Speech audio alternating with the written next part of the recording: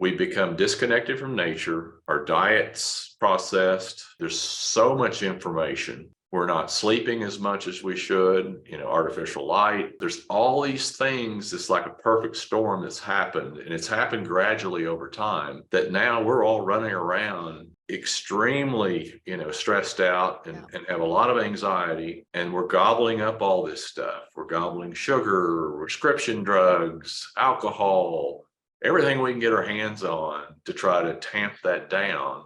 And that, to me, is the biggest problem that society's facing right now. In today's busy world, how can we find the inspiration, knowledge, and energy to live a healthy and empowered life? If we balance and harmonize our mind, exercise our body, live according to the laws of nature, and connect to spirit, can we find a way to heal, become our authentic self, and live our purpose with love? I am your hostess, Amy Fournier, and welcome back to Awakening Aphrodite. Welcome back to the show, everybody. You know I've been into holistic health and wellness for the majority of my life, over half my life. Crazy thought, isn't that? But yes, and that food and natural way of living is a very, very important part of that. And turning to Mother Nature and nature in general for answers and solutions is always where we want to start. And that's why I'm so thrilled to finally, after 3 years of meeting the guest on the show today and becoming a fan of his products, Botanic Tonics and Feel Free product in particular, which is a plant-based herbal supplement, which is known to give you euphoric feelings. Not everybody, but some people. And it's an interesting story. My guest today, J.W. Ross, is, he's the founder and CEO of Botanic Tonics, and he is basically the inventor of this amazing plant-based formula. But he's had a very interesting life, more than just this product that I want to share with you that's wonderful, because, I only share stuff that I use myself and that works for me, and I'm incentivized enough to share it with you, and I'm usually able to get you discount coupon codes, by the way, and if you use the links on my website store and purchase these things, you can not only save some money, but sometimes I get a small commission for taking the time and expense to share it with you. So FYI, if you want to support me, please use the links on my website because they help support the show and pay these bills. Anyway, so JW is, he basically was a Texas oil man, multi-millionaire. He had immense corporate success, immense financial success. I mean, more than, TV stuff like planes and mansions and the whole deal. And, but the thing is, he had a problem with alcohol addiction. And as he tells us on the show, he not only worked hard, but he played hard. And he basically hit bottom. He went to rehab. Thank goodness it worked. But he totally pivoted his career. And like we always say, pain can be your purpose, right? It can reveal to you your true dharma, your true life's destiny. So, and we talk about that on the show, by the way. He talks about how adversity is his biggest teacher, like all of ours. It's a tough pill to swallow. I get it. Sure doesn't feel good going down, but that's the medicine that our soul often wants us to ingest. So he totally pivoted his career, and he went on life-changing trips to the South Pacific and Southeast Asia, and he basically discovered botanical plant medicines and how the ingredients of these medicines, these beautiful natural products from Mother Earth, have been used socially and in wellness for centuries. So all of these indigenous cultures have been using them because they know of their medicinal qualities. And basically, after JW discovered these plants, he dedicated his life to coming up with a formula, an herbal solution that would replace alcohol and that feeling that it gave him and that euphoric lift, but without all the negative side effects and all the consequences. So he went through rigorous testing on himself in his home concocted lab and he thinks he found the perfect recipe in his feel free formula. And many people, thousands and thousands of people, agree. In fact, he now actually shared with us that he now does over $2 million in sales a month with this stuff because it works for a lot of people. So it does come with a caveat, of course, because anything that makes you feel good has the potential to be addictive. You want to be very careful with things like this, like sugar and caffeine and, any kind of drugs, alcohol that make you feel good. You really have to be mindful and responsible, moderate the dose, tune into how you're feeling. And we talk about that. We talk about the risk of addiction, and we talk about how negative consequences, but being compelled to use something in spite of those negative consequences are often a sign of addiction. But what's really interesting is beyond just this wonderful product, we get into his story because, like so many people, when their life pivoted totally based on something that really was a negative catalyst to make them change their careers. I love talking to people like that because I find it really inspiring, don't you? Like, okay, I thought this was supposed to be my life and it's just not working. Like I have a health condition, or I'm just miserable and I'm depressed, or I'm self-medicating and numbing myself out because I don't know what to do because I'm not happy. Okay, these are all signs that your soul is trying to tell you you need to pivot your path. So I love talking to people who are on the other side of it. And JW is definitely on the other side of it. And we get into something really interesting and, of course, personal, like I usually do. And JW and I divulge what it's like being socially awkward. Do you feel that way? Do you ever feel kind of uncomfortable in a social situation? We talk about how both he and I share that. And then we pivot a little bit and we talk about what's going on with the FDA, the Food and Drug Administration. I love talking about that stuff on the show too, because all this stuff is going on behind the scenes while we're out there busy living our lives and doing what we got to do every day. But all this stuff is going on in legislature and in corporate America and governments that we are not aware of, that are not only impacting us in our lives, but our children, not only the economy, but the ecology, all of nature in the world. We need to be aware of this stuff so we can speak up. And JW shares with us what's going on with the FDA and how that's affecting what's going on with our ability. Now listen to this, with our ability to get natural, quote unquote, food and supplements that the FDA and governmental officials and all these big corporate companies are trying to crack down and prevent us from being able to get herbs, tea, like any kind of food that's considered a natural drug or supplement. And don't be mistaken, food is a drug. It has effects on your physiology just as strongly as any kind of prescription drug would. So that's why we prescribe exercise and light and food and sleep. These all have drug-like effects on our bodies. But these big corporations are trying to come in and tell us we can't buy these things. We can't get these things. They should be not available. So why? Because they're competition to them selling their synthetic crap that is not natural to our body. We talk about that. And lastly, I asked JW what's going on with someone who says that they were not happy when they were very rich and had money. And what would you say to the person that doesn't have any money and says, easy for you to say, I know I'd be a lot happier if I had more money.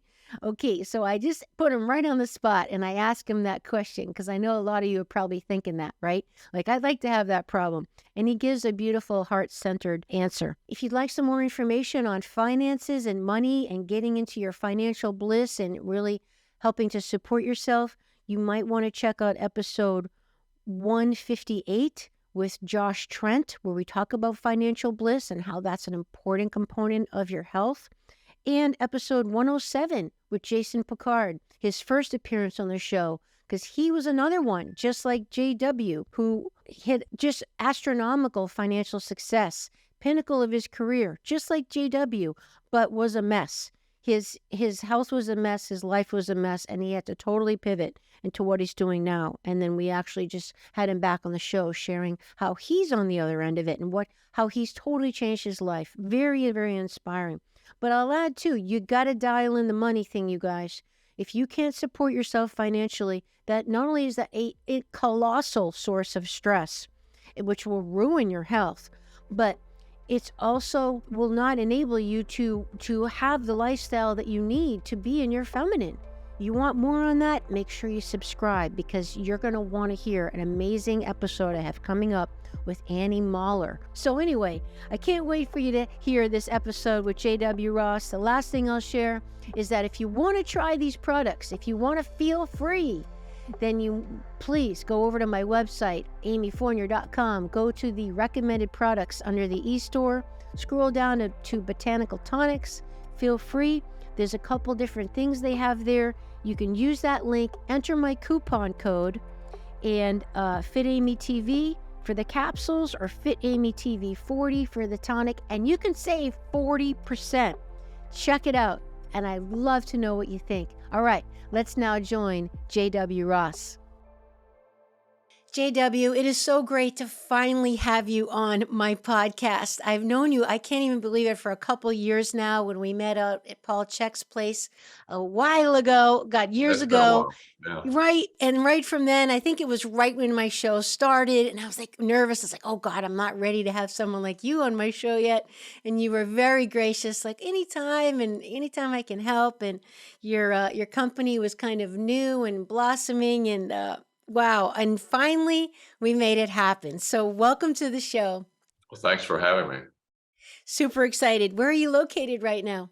I am in Brentwood, California. Okay, awesome. All right, tell us, even though I apologize to the audience ahead of time, most people are listening, not watching. If you want to watch, it's on Awakening Aphrodite podcast on YouTube. But JW, you got a very interesting picture behind you on the wall. Can you explain to me what that is? That is, I can't remember the name of the artist, but he's Eastern European, and it's all of his paintings are about Big Brother or Big Government. So they're kind of dark, but it's a reminder of me of what can happen if we don't speak up. So like the 1984 thing. Exactly. Yes. Okay. Yeah. So wow. Okay.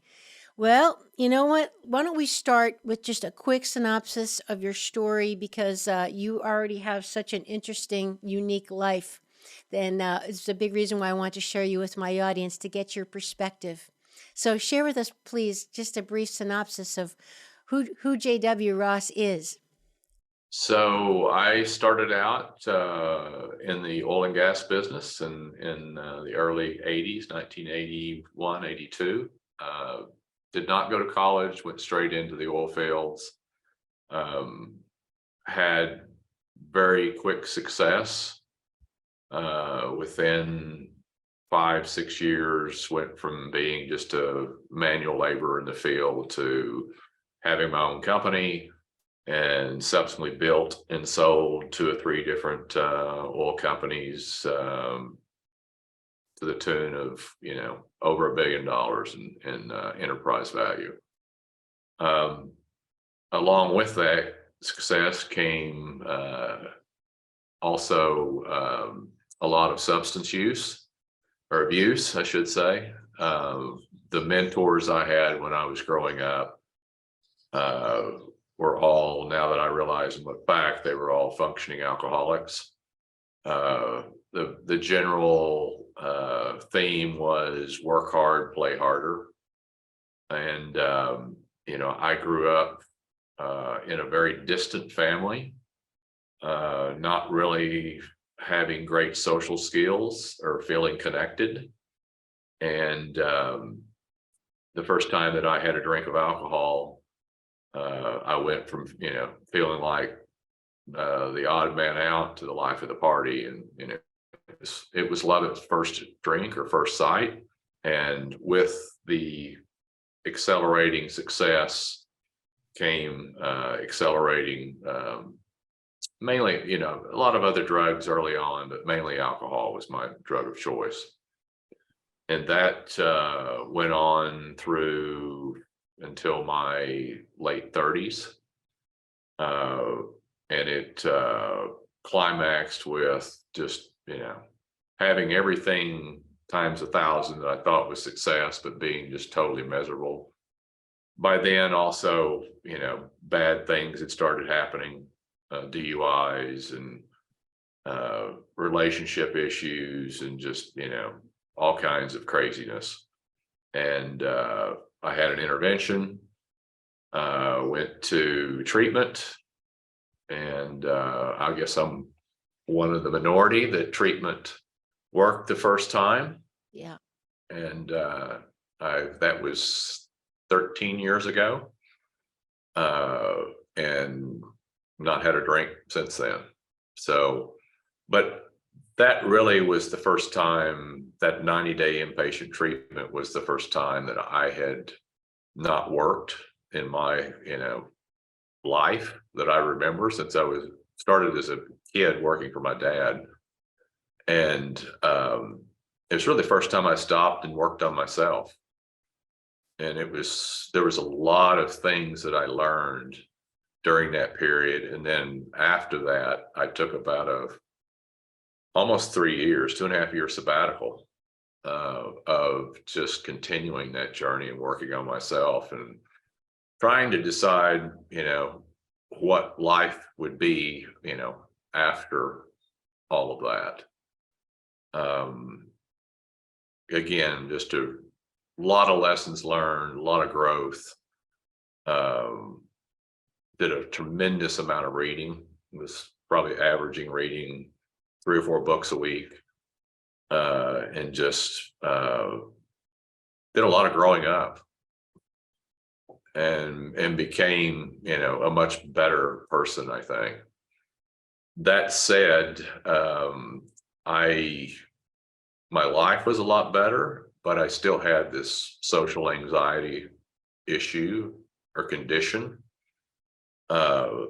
And I knew that if I exposed myself too much, that I would go back to drinking or some other substance.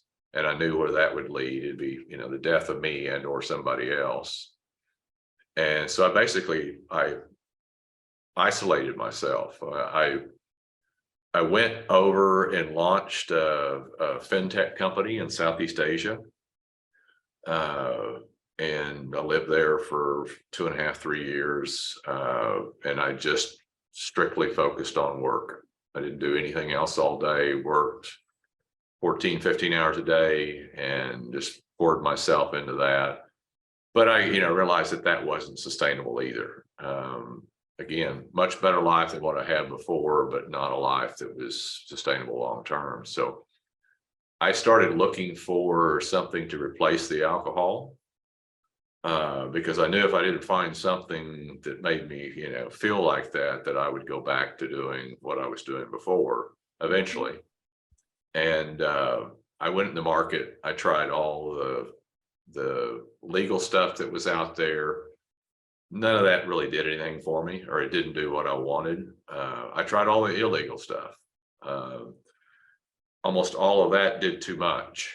I wanted something that I could function, go work out, go to work, drive a car. I didn't want something that was inebriating. I wanted something that, made me feel comfortable in my own skin, but also, allowed me to do what I need to do during the day or what I want to do. And I couldn't find it.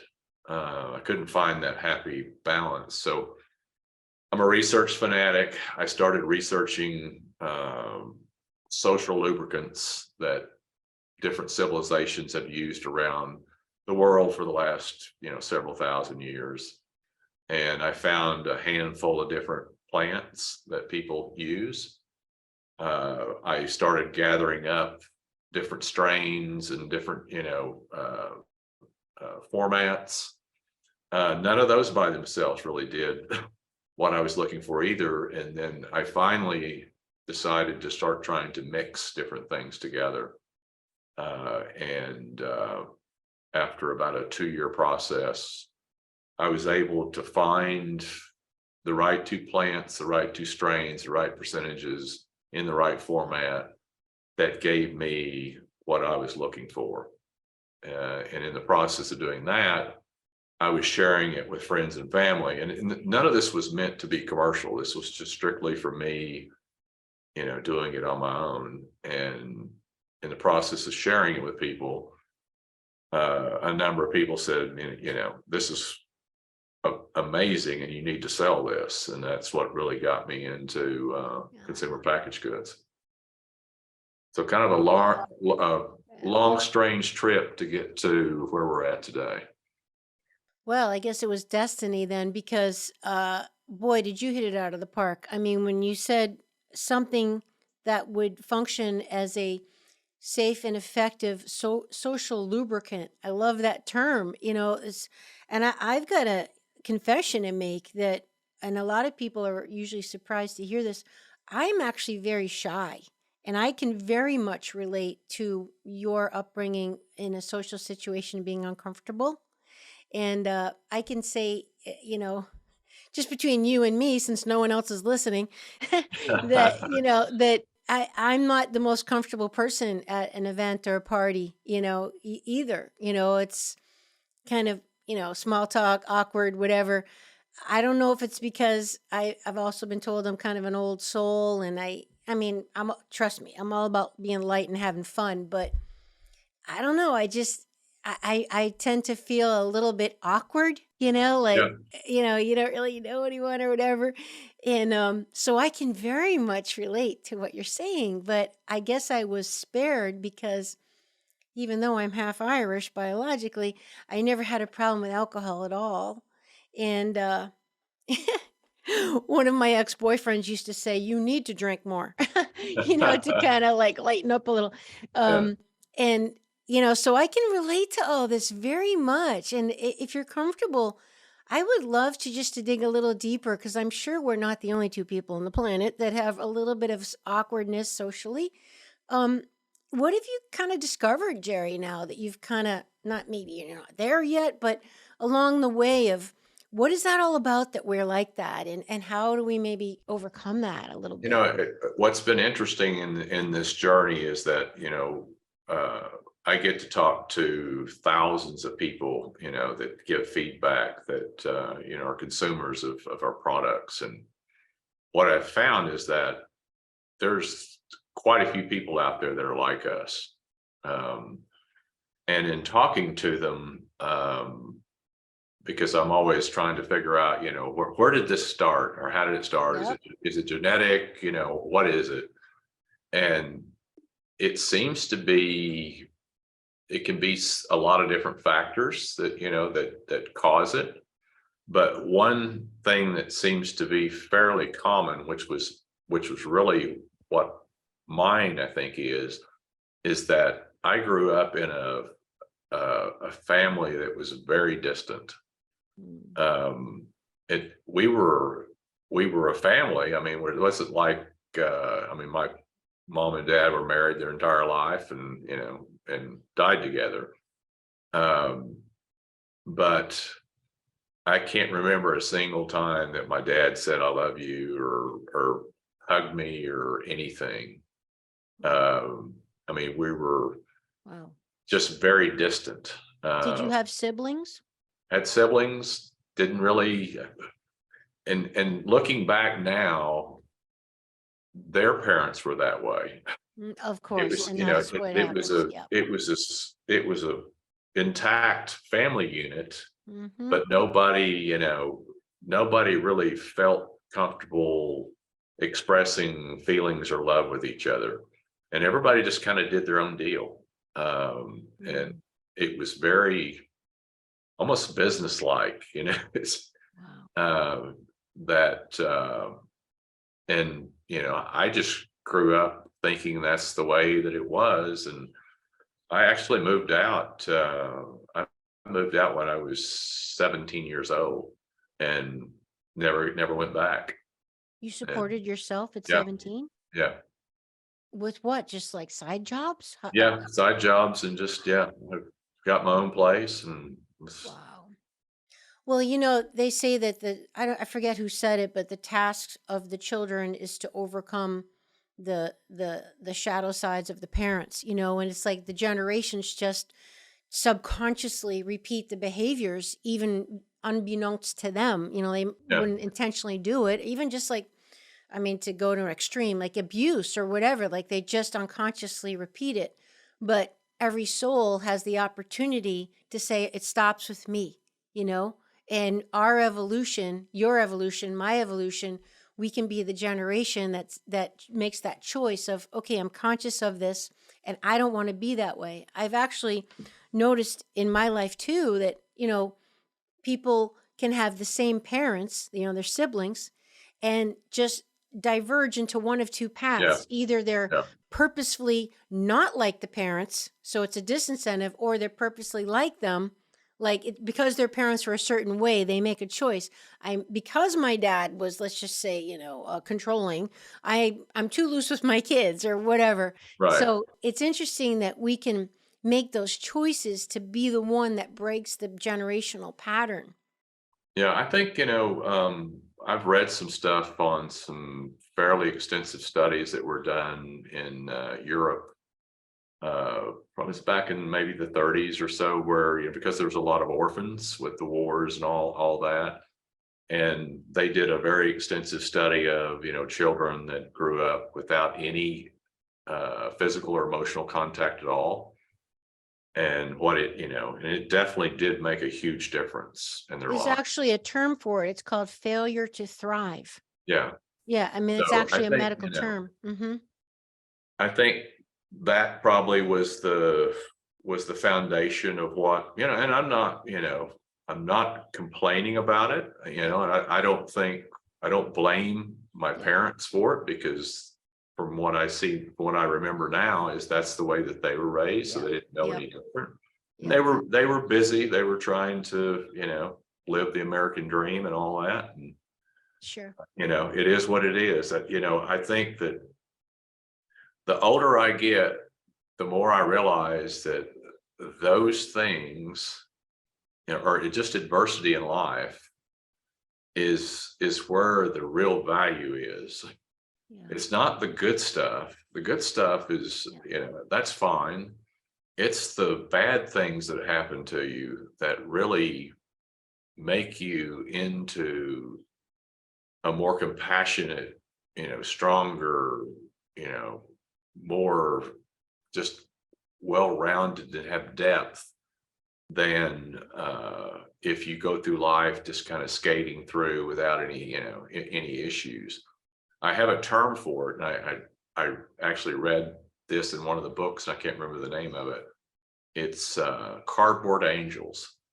I've heard And of that. Yeah. and Okay. what that is that, when you get into a situation, where people, either stick by you or they run, was that, the ones that you think would have stayed or helped that left, a lot of those are good, they seem like really nice people, and they seem like they were true friends, but they're people that didn't have anything like that happen in their life. It's not their fault. I mean, in the cardboard angels, it looks good from the front, but you look at the side, there's no depth to it.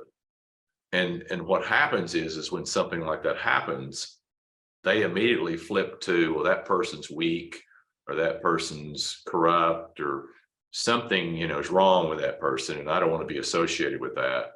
Well, that's true. Mm-hmm.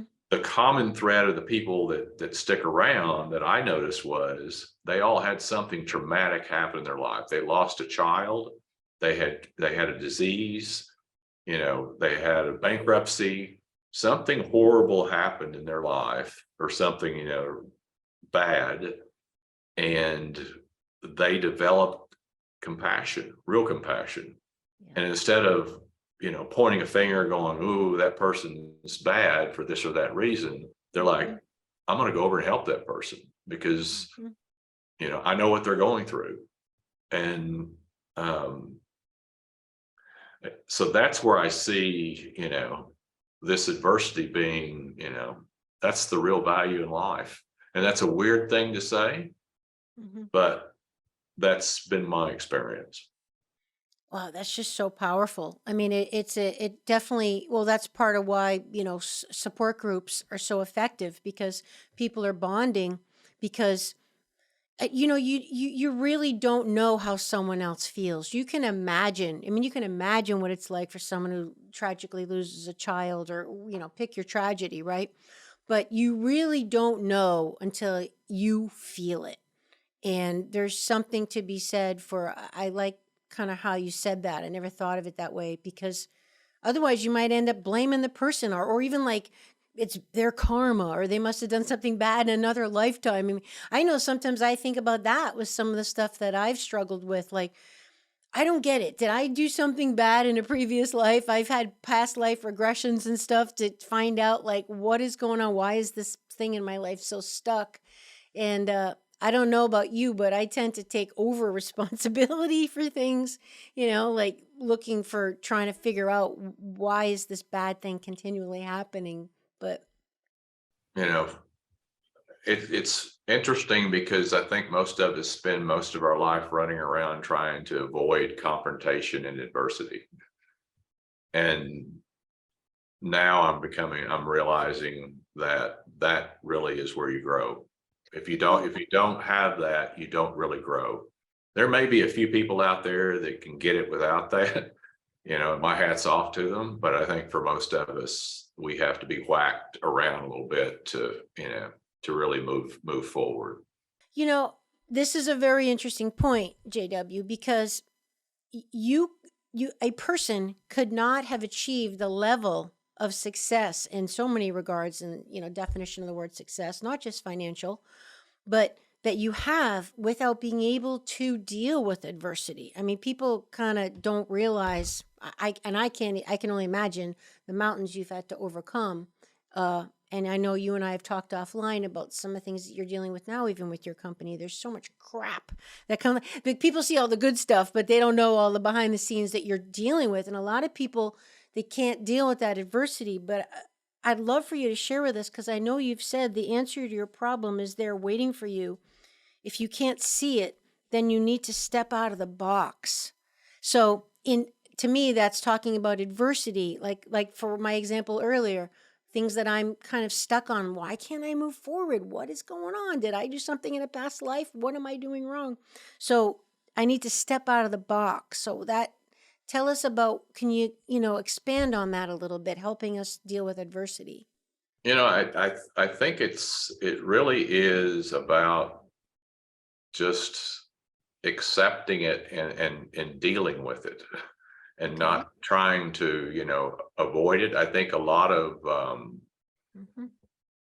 a lot of the inebriation or numbing, Mm-hmm. that's trying to stall it, avoid it, forget about it, whatever. And it usually, what happens is, if you don't deal with it, it usually festers and amplifies and gets worse. And that's what humans seem to have, that thing of trying to figure out how to avoid it, or try to get through it or around it or whatever, with the least amount of pain or effort. Mm-hmm. And I don't think that is ultimately what serves us best. And I know that's easier said than done. Yes. uh, but it's really about facing it, and if it's a person, having adult conversations, just Yeah. sitting down and just really. And what I found is that, when you do that, most people respond very well, as opposed to trying to sugarcoat it or dance around it, or just ignore it. It Most people find that actually a better experience if you'll just, I'm not talking about doing it in a mean manner, or being aggressive or anything, but just, working it out or working through it. Sauna Space, your product, has changed my life. I've been looking for a home sauna for years, years. And I was fortunate enough to hear about you and your product because you were highly recommended by Dr. Mercola. And I checked it out, and the rest is history. I am a firm believer. Right there is my sauna tent. Right there is one of the photon lights. Downstairs is another one. In the kitchen is another one. But I'm just hook, line, and sinker. It's one of the best things I've ever bought for myself. And yeah, ever. Wow. Yeah, I feel so welcome. This is why I do what I do. It feels good immediately. Yes. And there's definitely a validation. Yes, this is feeling really good. And then you find as you use it and you slowly reprogram and shift the body that you start correcting yourself. Go to our website on sauna.space. You can read some of the reviews. There's folks who have had incredible transformative experiences and changes in their life from the incorporation of this light and heat therapy into their daily lives. I am proud to be a part of what we do here. I do feel like it's one of the most effective things available in wellness. I agree, and that's why it's on my website. I am very picky, and I get asked to add things all the time, and nope, only stuff that I use personally and has completely changed my life for the better, and I couldn't get Sauna Space up there fast enough. I hope people try it. I'm thrilled that your company has offered a nice coupon for everybody, Fit Amy TV5. All this is on my website under my recommended products e-store. Now let's get back to the show.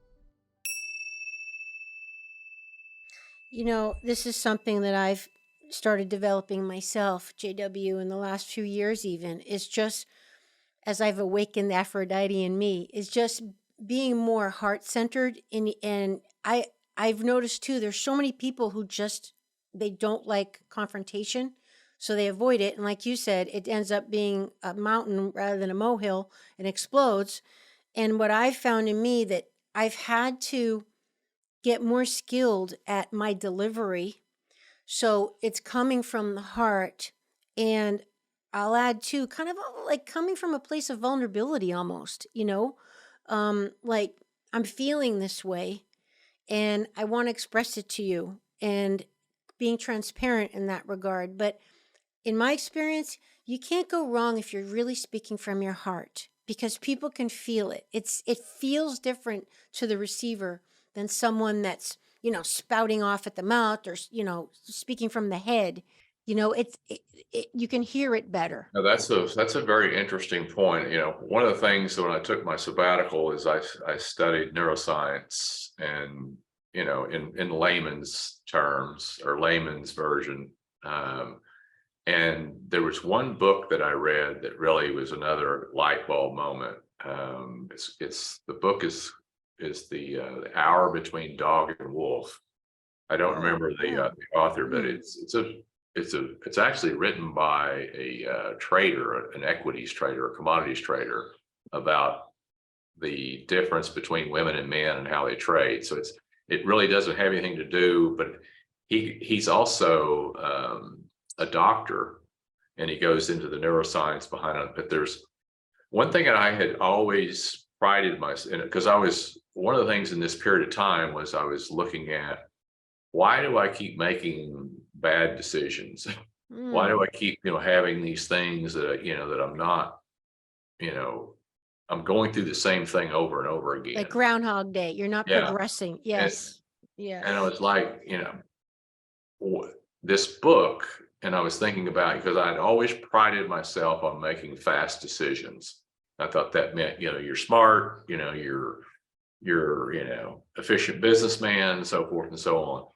And what he brought up in this book is that if you do that, you're only using one of your two brains. So you have the old brain, which is the reptilian brain, which is more chemical driven. It's just fight or flight, connected to the stomach with the vagus nerve. And then you have the new brain, which was developed later, and it is where really all the history and information is stored. And it's incredible, the storage device. The problem is the prefrontal cortex. Yeah, the problem is it's a very slow processor. So, and I'm reading all this and I'm like, this is, I don't know if I believe this or not, but he gave a test. He said, the next time that you get an email from someone or a communication, immediately fire a response, but don't send it. Put it aside. The next morning, come back and read what the person sent you and read what your response was. And I started doing that and I was shocked. To see if you agree with it still. Yeah. Yeah, because in a lot of cases, the person wasn't attacking me and I thought they were. And my response was way off base. I mean, it was fight. It was like immediately like, I'm going to get you back now because you're after me. And so I started doing that with anything of any importance and then redrafting it and sending it. And it was incredible the difference in, in the responses I would get back versus if I had sent, the previous stuff. So that was actually a big thing for me.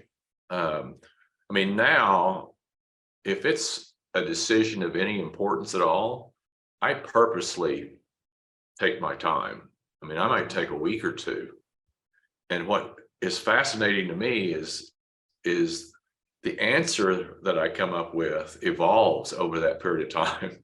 And usually by the end, it's a completely different solution than what I had even halfway through. And it just shows me how slow that processing actually is, to be able to go back and think about all the different scenarios where this may have come picture, up, or you saw somebody else, or and I think putting more compassion into it and more, what are they really, what is, like you said, are they hurting for some other reason or something, or what, and trying to factor that in, as opposed to just, I'm going to win, I'm going to blast them, or, or I'm going to take off and fight or flight, basically. And I think that I wish that was taught in school to kids, because I think that's probably causing a big percentage of the problems that we're having in society today. Because 100%, people just fire off stuff, and what I'm hearing you say is you're giving yourself some space. You're not just a knee-jerk, rapid response. You're creating like a container to kind of let it marinate a little bit, to make sure you're clear and centered in how you want to. It's the difference between being, just an animal and a human. Yeah. And you think about it, I mean, the old reptilian brain was formed when really that was very important. I mean, because every day you were faced with situations, you had to be quick in your reply or your response, or you die. Fight or flight, or something would get you, You didn't have the luxury to go to a higher. And that still is important to some degree today, but it's not near as important as it was back then. Yeah. And it's more today about, the other part. And unfortunately, I think most people are running around still just using 90% of the time, they're just using the old brain. Well, as you said, we know when you're in a stress state and the world is kind of a low level chronic anxiety right now, unfortunately, you're operating there. You're operating. And if you're sleep deprived and not eating well and you don't feel good and you're stressed out and you having trouble with money or finding, you're going to be operating in that reptilian brain. That's just a survival state. I think today, the biggest issue that we have in the world is stress and anxiety. And I think that people don't realize, how bad it's actually gotten. And I think the reason most people don't realize is because everybody's self-medicating. And I know that sounds weird, but you think about it, sugar really is for self-medicating stress and anxiety. It works actually extremely well. Unfortunately, it has health issues, but it's extremely good at making you feel better. It's not just about the taste. And I would argue that taste is actually secondary. It's more about how it makes you feel. No wonder most people overconsume it Yeah, because it works so well. it works. And I think what's happened is we become disconnected from nature. Our diet's processed. There's so much information. We're not sleeping as much as we should, artificial light. There's all these things. It's like a perfect storm that's happened, and it's happened gradually over time, that now we're all running around extremely, stressed out and have a lot of anxiety. And we're gobbling up all this stuff. We're gobbling sugar, cheese will do the same thing. Prescription drugs, alcohol, everything we can get our hands on to try to tamp that down. And that, to me, is the biggest problem that society's facing right now. Totally agree. Totally agree. I know you have some really key lifestyle practices that help you mitigate not only the collective stress and anxiety, but I can't even imagine the level that you deal with running your companies.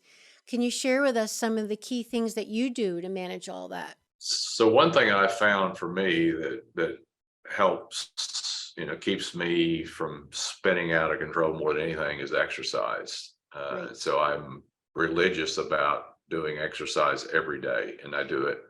I've What learned. kind? I do yoga 3 times a week. I do CrossFit 3 times a week. I'm always, and I've also found, that if I don't do it first thing in the morning, it doesn't happen because I get busy and get sidetracked. So Same. Yeah. I get up in the morning, I do a sauna, I do a cold plunge, and then I'm wide awake and I go exercise. And then when I get done with all that, then I start my day.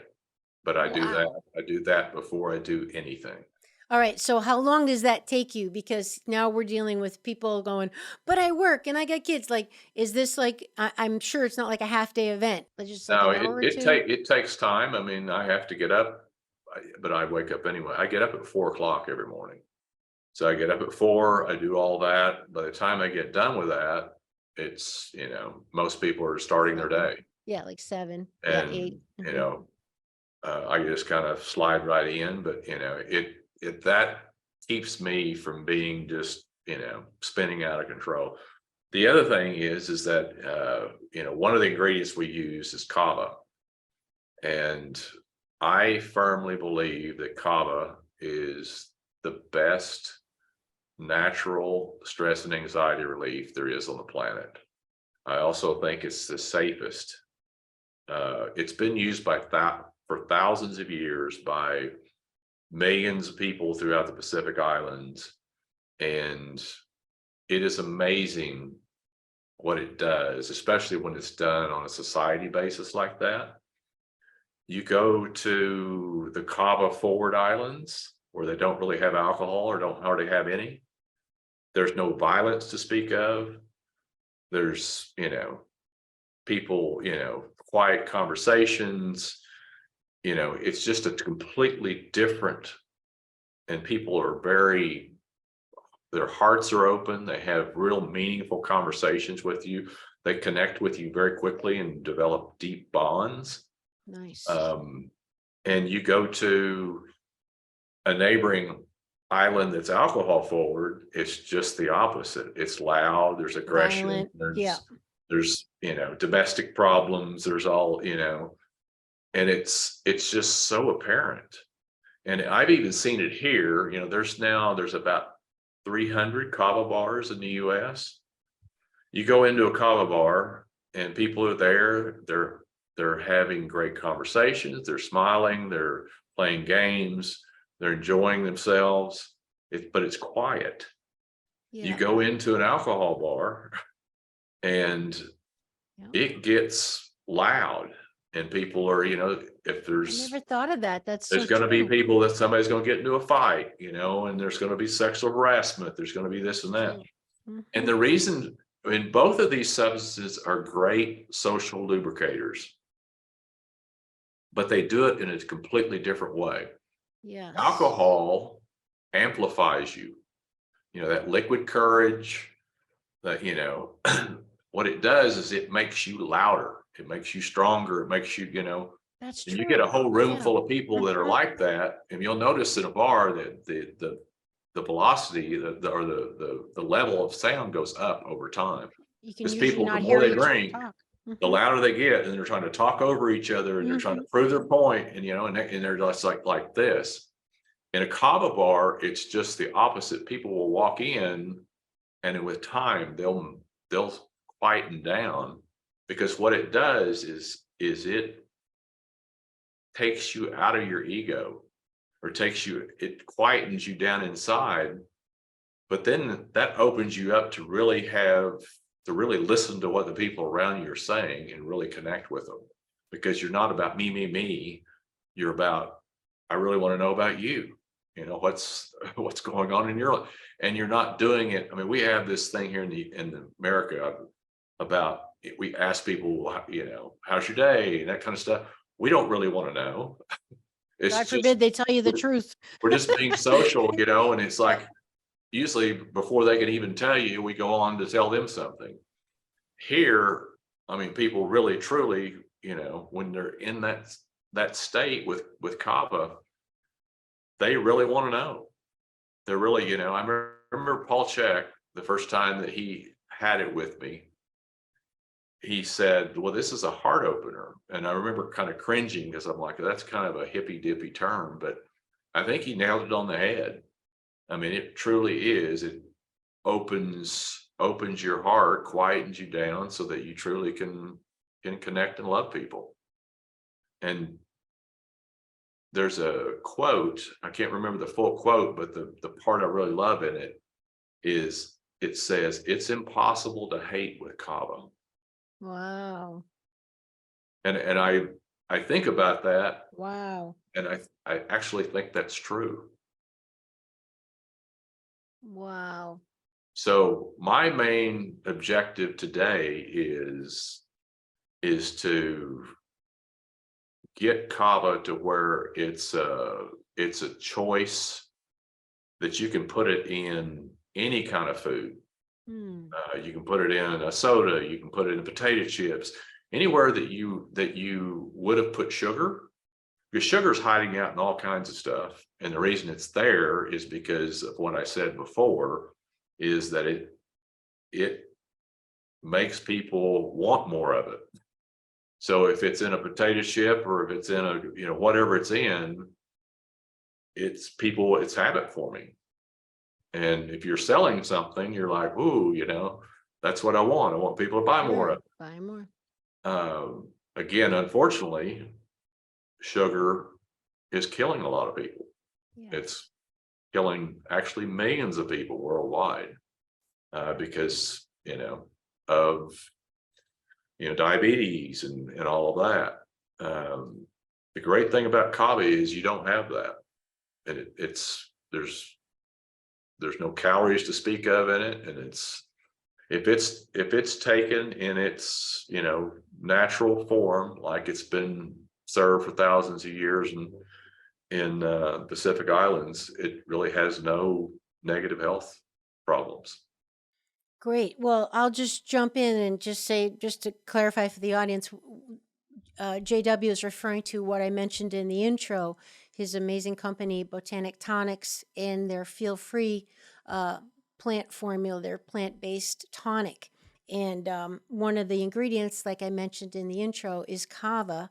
So actually, JW, can you just quickly tell people what it is? You put it together. You mentioned at the beginning of the show, you were experimenting, you found it, and you had said you never intended to take it commercial, but all your friends were like, this is fantastic, you got to do it. So now you've got this amazing company, and you combine the two things, and the Kava is a heart opener. So what would the kratom be, the second component? So the Kava is a heart opener. The Kava traditionally is served in the evenings. Okay. Because it actually works too well. I mean, it's not something you'd want to do, first thing in the morning when you get up, because it quietens you down, slows you down. not inebriating at all, but it's not something that you would do right before you go to the gym. More like a sedative type, It's not relaxing, really, it's not really sedative. It's just calming. it's the opposite of like a caffeine. I mean, it's not gonna, wind you up. Okay. So what I was looking for again was something I could use on a regular basis throughout the day. Hmm. So that's where the kratom comes in. The kratom is it's a tree in Southeast Asia, again, been used for thousands of years, and it's in the coffee family. It doesn't have caffeine, it has alkaloids, and it was used mainly by workers in the fields for productivity enhancement and endurance. Yeah. So if you go out in rural Asia, you'll see these little roadside stands and they have these little bags that have straw in them. It's kind of like their version of Starbucks, and they'll drink these things throughout. It's kratom tea, basically. Wow. So Okay. when you mix the two together, you get the properties of both. You get this quietening, heart opening, but you get energized at the same time. And that's the holy grail. There you go.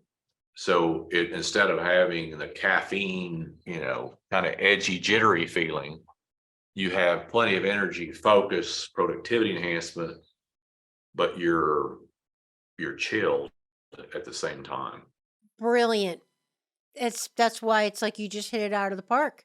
It kind of what's popping into my head is, again, I'm not a drinker, but when people have like an after dinner drink where they have espresso with Bailey's shot in it or something, Yeah, it's like you got the two. exactly Yeah, you what got the they're two doing. things. Like, wait a minute, alcohol and caffeine. What's happening there?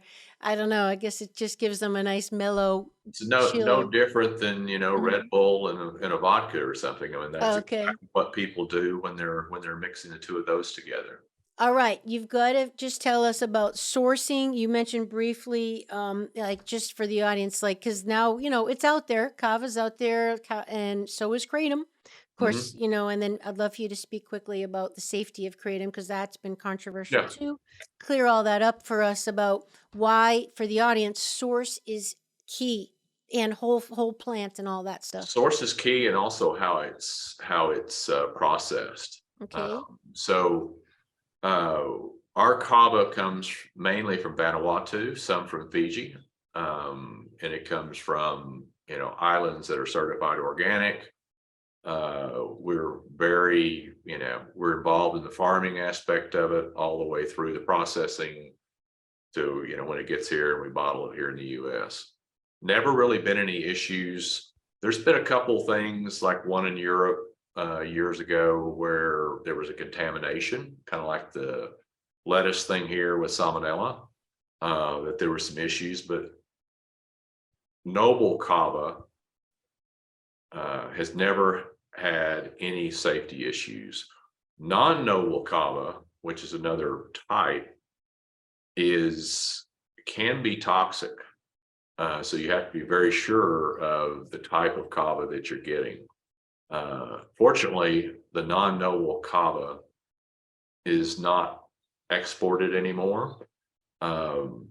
There's natives where it's grown that consume it. And I think, over the years, their genetics have allowed them to be able to consume it and not have the issues. But for someone here, I would definitely not recommend consuming non-noble kava.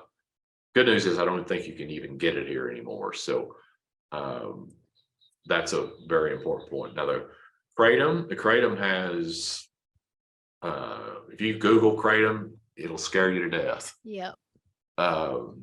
Unfortunately, what's happened with kratom, I mean, the same thing, if you look in Southeast Asia, where people just consume kratom tea, there's never really been any issues. Unfortunately, what's happened here in the US is they created kratom extracts. Okay. So they use the same process that you use to turn coca leaves into cocaine. It's actually very similar because the coca leaves have 50 some alkaloids, and they extract 2 or 3 to make cocaine using solvents. They do the same thing with the kratom leaves, And what then happens is that you're not getting all those other alkaloids, and you're also not getting all the plant fiber, and you're able to ingest, 1,000 times more than what you would be able to if it was in its full form. So the key to, I think, is to not mess with Mother Nature. So we do not, we just use ground kratom leaf. We don't do any extracts. So the whole plant, the whole food. The whole plant. And I can't think of anybody that's used fully kratom that's really had, that many issues. Now, it's like anything else. It makes you feel good, and anything that makes you feel good can be habit forming, especially if you use too much of it.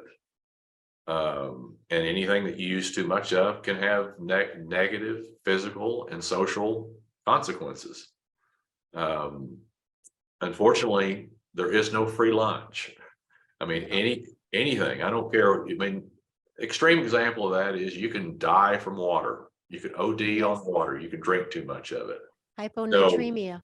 It's about, having responsibility to consume it the way that it's recommended to be consumed. What I can say for myself personally, I can't control alcohol. When I start drinking alcohol, I can't stop.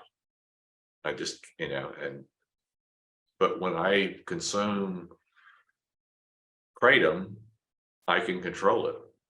Now, I'm not saying that I'm everybody, but I know personally that's been my experience, and I'm not crashing cars. I'm not, saying things I shouldn't say to people. I'm not, doing all kinds of things that I shouldn't be doing. That to me, and I'm still feeling as good as I did when I was doing alcohol. So that is a wonderful thing.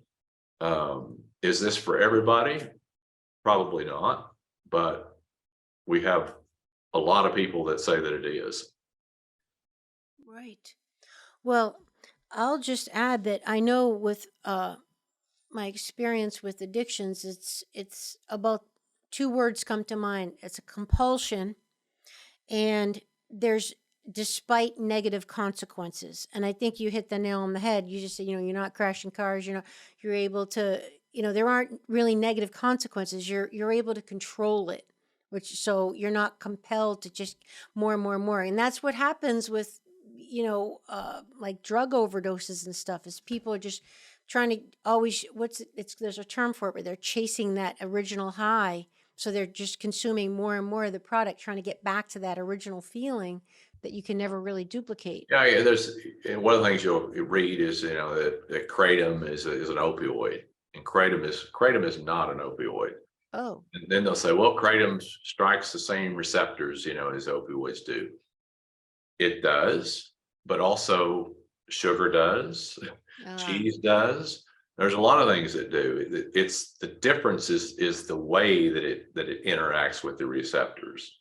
Is it involved in the dopamine pathway? It is, yes, yeah. Okay. Yeah. The other aspect of it is that it doesn't have a respiratory suppressant. The thing that I think a lot of people understand is that for people that use too much of the opioids, usually what causes the overdoses, they stop breathing. And they stop breathing because it has a respiratory suppressant. And if you get too much of that respiratory suppressant in your body, you stop breathing. It's that simple.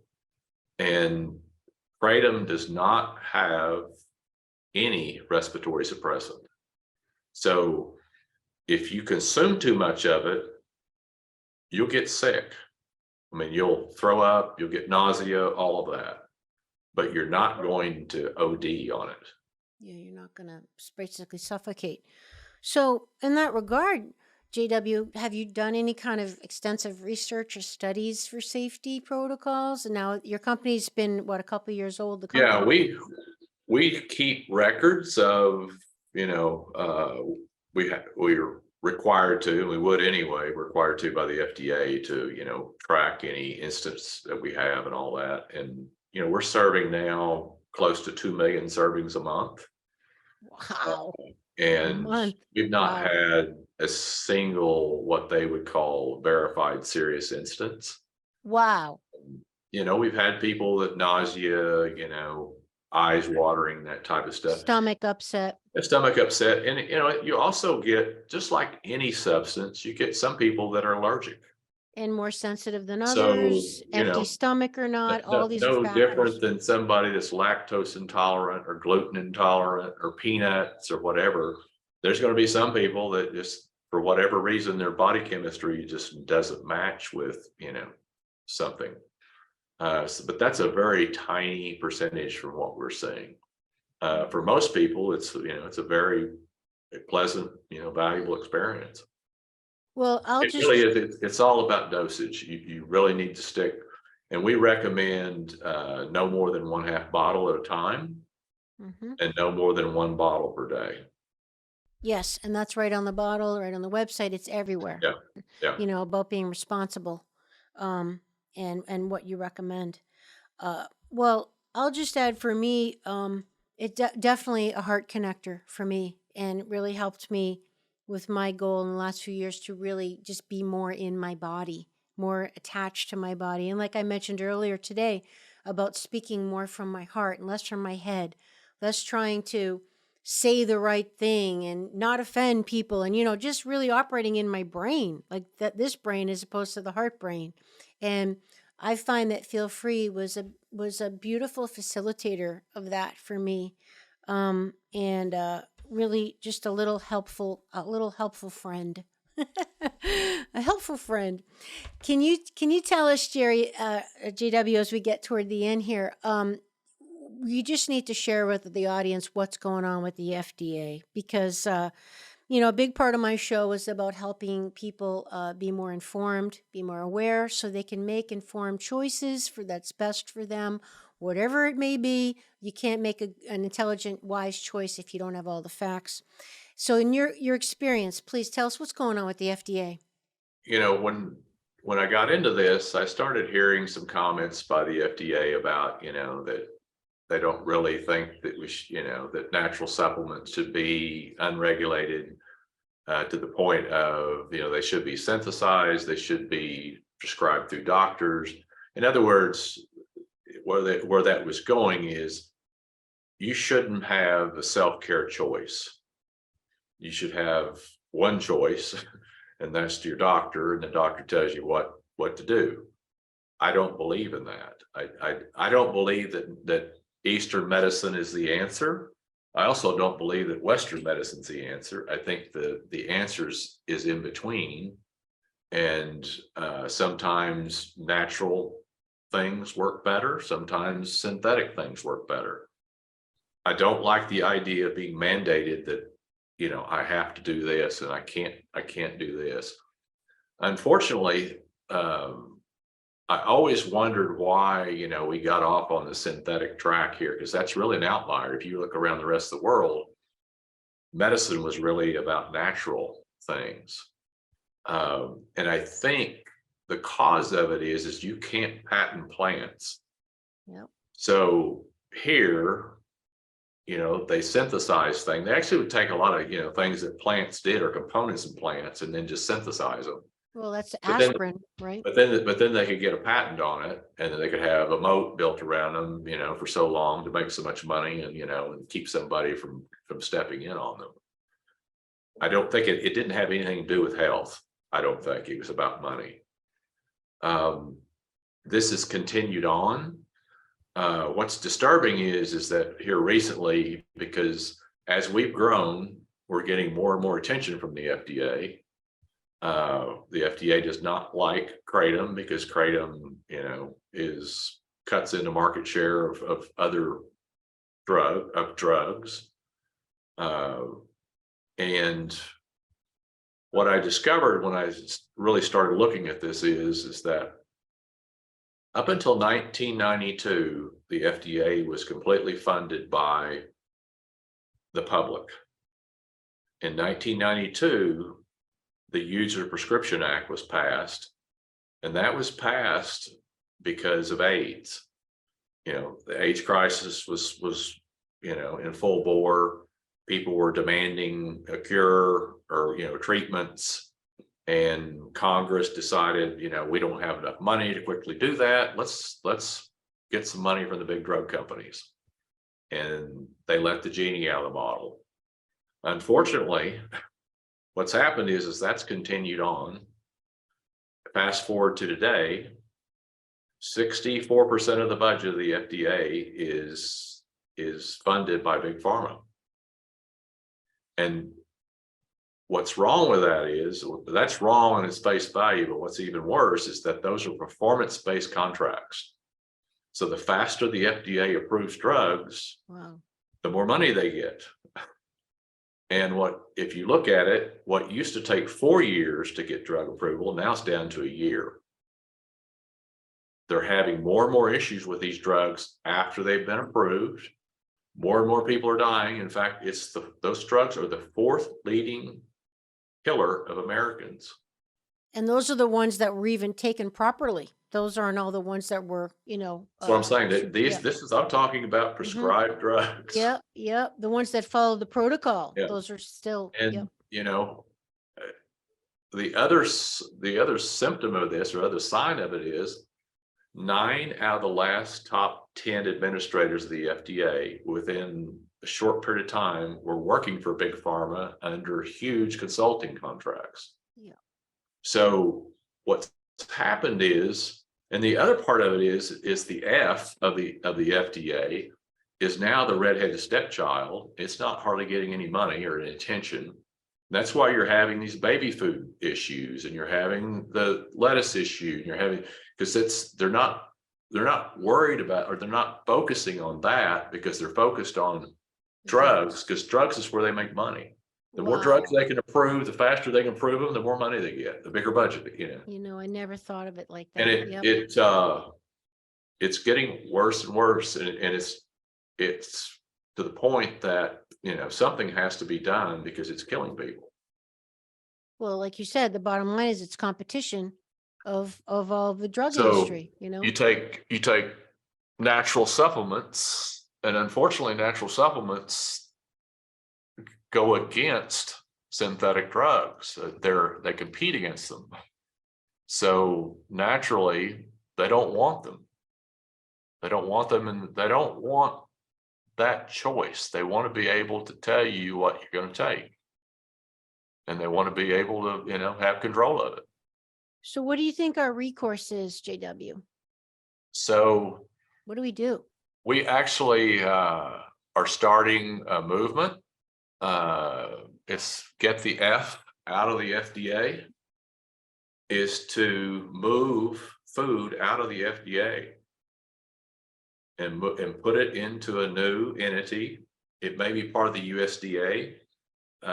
It may not, but have that as a self-care choice. Mm-hmm.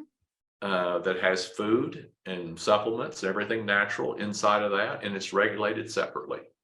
You think about it, why is food in with drugs? Well, food is a drug. It has drug effects. It shouldn't be. It should be, it shouldn't be in with synthetic drugs. I Natural agree. things should be over here. Yep. Synthetic drugs should be over here. It should be two separate entities that are regulating them. So true. That way there's no conflict. Yeah. So we're forming a coalition of, citizens, concerned citizens, different types of organizations here in the US, big food companies that, are all see the same thing and want to see the F taken out of the FDA. Mm-hmm. Mm-hmm. Well, how can people get involved in that? Is there a website, a place they can go, or we are just starting that. The website will go live probably within 2 to 3 weeks. We're forming, we're talking to, much larger entities than we are that are interested in joining that. Great. There's been some people already that have been talking about this, but I want to try to organize it, get more people involved. And then really what it's going to take is, there's so much money involved. It's going to take a grassroots uprising. So we're going to create a link where people can immediately, call their congressman. That to me is the only way there's really going to be change, is if thousands of people start calling their congressman and saying, I want you to fix this. And that's the only thing that'll drown out big money is tens or hundreds of thousands of people bugging their congressman. So once again, just like everything else in the world today, you just got to speak up. You have to use your voice, because silence is compliance. Yeah, if we don't do anything, it's just going to get worse and worse. Oh, without a doubt. I mean, the homeopathic industry is completely under attack. I know a really prominent homeopath that they're not even able to prescribe remedies anymore for people. They have to call it something else, like I'm not saying that this stuff should be unregulated. I think it should be regulated. We spent a lot of time working on getting a regulation passed for kratom, because without regulation, it's the Wild West, and people put stuff out there. It is going to hurt people. But it shouldn't be big pharma regulating, supplements. That just doesn't. That's not the way that it should be. You're not going to get a fair shake. Yeah. Well, it's basically the governing body that is actually one of the competitors, therefore eliminating any other competition. It just inherently doesn't make sense. You can't really blame them. I mean, that's what we talked about before. These are big corporations. They don't have a soul. Yeah. They're strictly, they're charged with creating value for their shareholders and the people working there. And they're just, they're making money, and they're doing what it takes. So I don't see it as a conspiracy or anything like that. It's just, it's just the way things are. And unfortunately, without people speaking up, it just continues to morph into something. I don't think when Congress did that in 92, they had no idea where this would be now. And they didn't do it with evil intention or anything.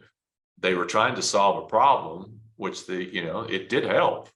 They were able to create, treatments for AIDS quicker. But it should have been timed and reversed, and not just let to continue to run like it has. Wow. Well, thank you for making us aware that this is even going on. I mean, just so much of it's just amazing to me. So much of this stuff is happening. The people just in our, we're all busy our everyday lives. We're just not aware of all the stuff going on behind the scenes that not only is affecting us immediately, but has huge ramifications down the line. I mean, the whole Constitution is being completely dismantled, like behind closed doors. And then it'll be too late, because they make laws and then they enforce them. And so it's a slippery slope. It is. But awareness is the beginning. Fortunately, if enough people speak up, it will change. Yeah. I really hope you're enjoying the show, everybody. We're just breaking in here because I'm here with my friend Wade Lightheart from my favorite supplement company, Bioptimizers. And, everyone's talking nowadays about the importance of your gut and gut health and the microbiome and good bacteria and bad bacteria. Wade, what makes this amazing product, Biome Breakthrough, so unique and essential for us to establish a good microbiome? Well, it has a couple of important factors. Number one, it contains IgY Max, which is a patented product that has been proven to fix leaky gut. That's stacked with 3 distinct bacteria cultures, which aid in the repair of your intestinal lining to help create that proper mucoid plaque that's very effective. According to Harvard, 95 to 100% of the population is suffering from some form of leaky gut, and that is contaminated particles are leaking into your system and causing an inflammatory response in the body. So if you're bloated, if you're finding you get the crusty eyes in the morning, you're having trouble with constipation, or certain foods really disrupt your intestinal lining, guess what? Biome Breakthrough will correct that. And here's the best part. It tastes amazing. Yes, it does. The vanilla flavored is So good. like vanilla icing. I just eat the stuff out of the can. Oh my God, I thought I was the only one. No, I put it in my mouth and it tastes amazing. It feels does. good. It's like candy. It not just tastes good, it feels good, and it's something that has just made such a difference in so many people's lives. And I'm very excited to offer it to people. It's one of my favorite products from Bioptimizers, and I love your entire company. So much so, I put it in my e-store, my recommended products. I use it every day. I use your products every day. I just love them because they work. I love everything about the mission of your company, with heart, with soul, with purpose. You get results. You have 100% money back guarantee if anyone didn't like the product.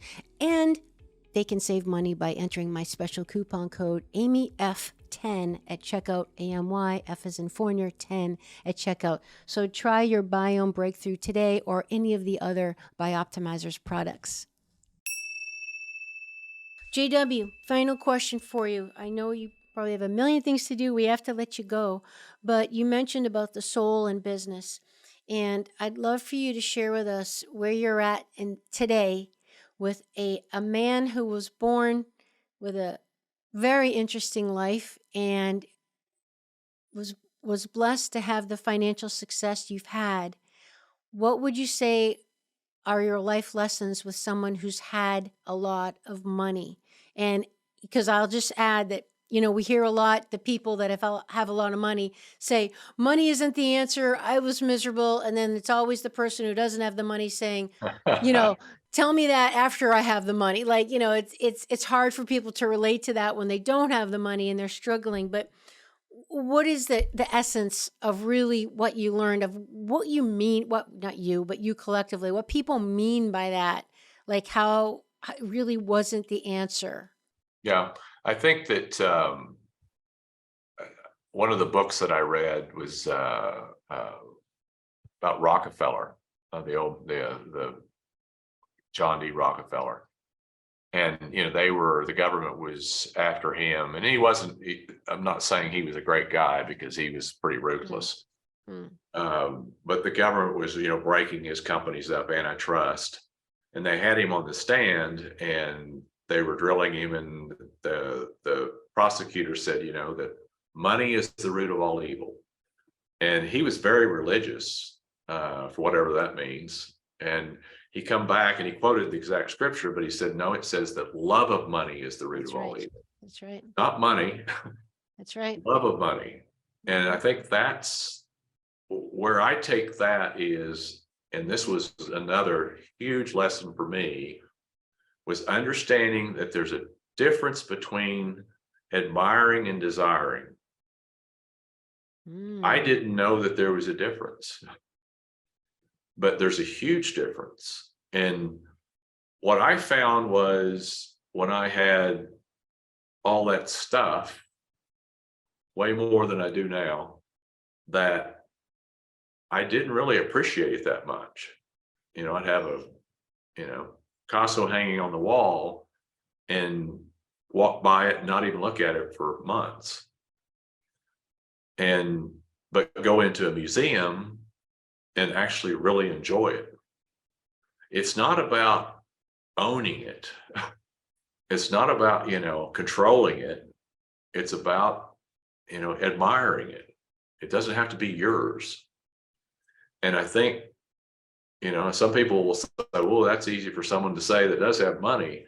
But I think that that's what I learned in having all that stuff and not being happy was I was not happy because I was trying to control and I desired all of it.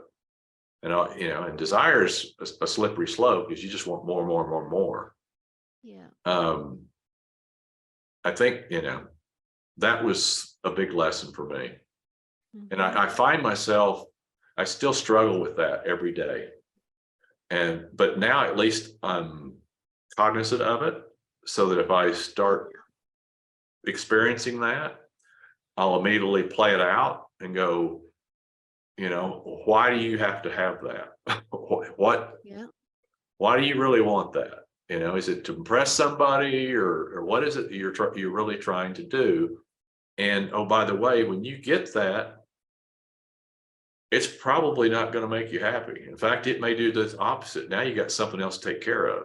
Do you really want to, True. do you want to be burdened by that? Because it's just, the thing that we have, I think that's the most valuable, most precious resource we have is our time. 100%. And our health. And if you're not really careful, it's gone. It's all taken up. And I think that's been a huge, lesson for me. And again, I struggle with that every day. Trying, overcommitting, too many things, all of that.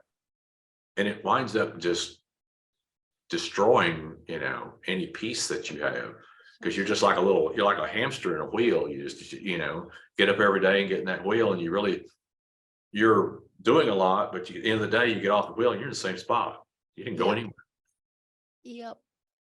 You're speaking my language. I'm dealing with the same thing right now. This is exactly true, because those boundaries, because there's always then the next thing. It's like, when does the to-do list get less? Never.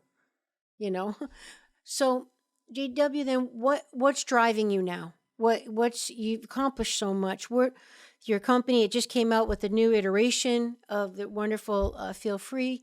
What is it all about for you then? It mainly is what I talked about with Kava. I truly think that if I can help get Kava out there on a larger scale, I think that it will help society in many different ways. So that's my main focus going forward, is not just with Botanic Tonics, but we're developing additional farms, additional processing centers, all of that to sell Kava into other food companies. Right. And my goal would be to get it, to displace sugar in a lot of things. And And alcohol. I think it's as effective, if not more, in treating stress and anxiety, and it doesn't have the health issues. No, yeah, it doesn't have the calories. That's for sure. Exactly. And Yeah, it doesn't deplete nutrition, where that's what exactly. sugar does. It draws nutrients out of you to process it. Yeah. Wow. Okay. So Kava That's is, what gets me up in the morning now.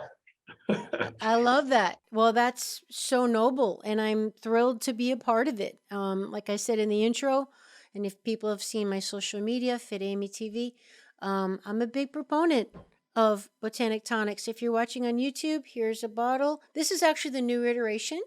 It's Yeah. the new one that it's a little different, right? Does it have caffeine in it? The new one has caffeine, and it does not. It has kola nut instead of kratom.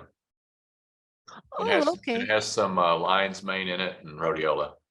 So are you going to come out with an iteration that's like the Kava without the cap? Because I know the caffeine. The next version we have coming out is just a Kava drink. Okay.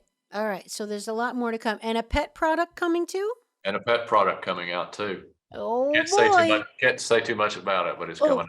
Sorry, I don't know if I spoke. Well, I'm just excited because I have 2 little fur babies, so Yeah.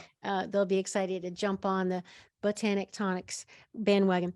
Any last words, JW, that you feel you want to share with everyone today? No, I'm really appreciative of you having me on. I enjoyed it. Me too. We finally did it.